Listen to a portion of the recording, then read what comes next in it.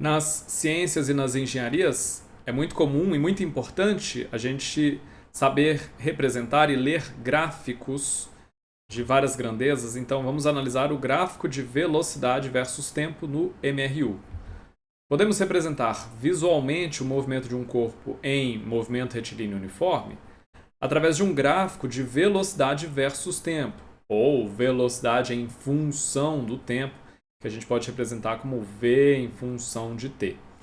Nesse caso, o eixo vertical, que é também chamado de eixo das ordenadas, corresponde à velocidade, enquanto o eixo horizontal, também chamado de eixo das abscissas, corresponde ao tempo. Repara que eu estou evitando usar aqui os nomes eixo Y e eixo X, porque a gente vai usar, por exemplo, a letra X para representar a posição, e pode ser que a posição X venha no eixo vertical. Então, para evitar esse tipo de confusão, vamos chamar de eixo vertical e eixo horizontal.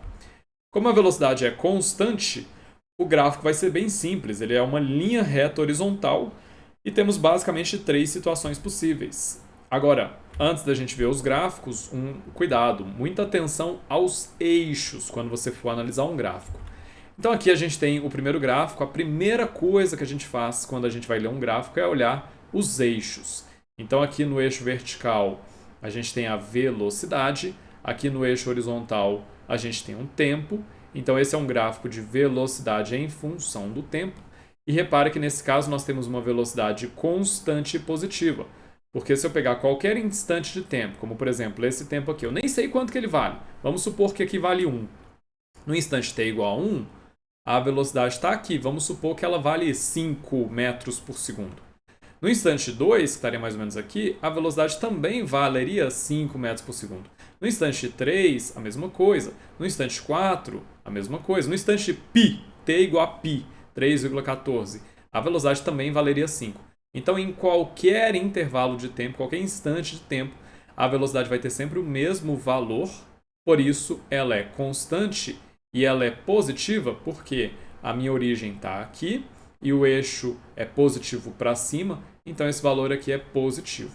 É um gráfico bem simples, um gráfico então de velocidade em função do tempo. Se o objeto se move em MRU, a representação gráfica é uma linha reta horizontal. Agora, eu poderia ter essa situação. A diferença aqui é que eu tenho uma velocidade constante e negativa.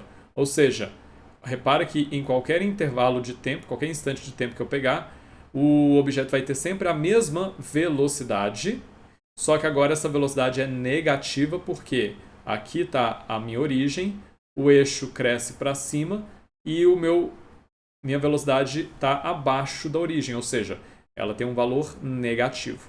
Então, nesse caso, nós temos uma velocidade constante e negativa.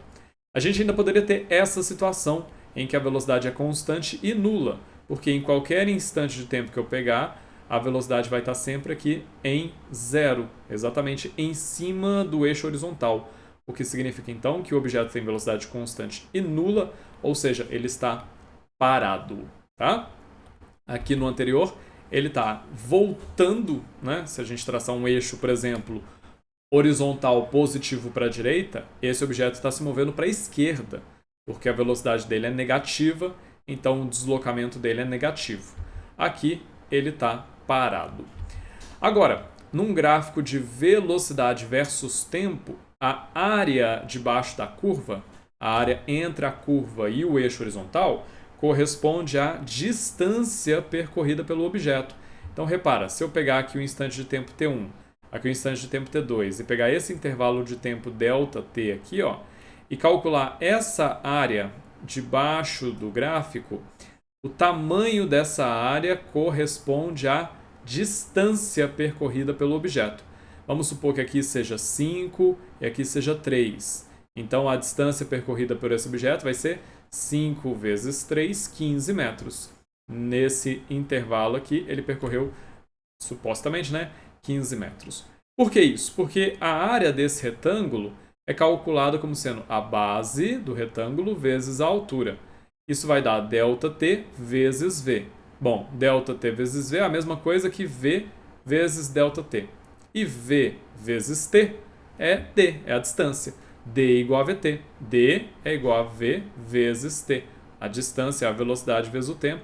Portanto, a área desse retângulo corresponde à distância percorrida pelo objeto.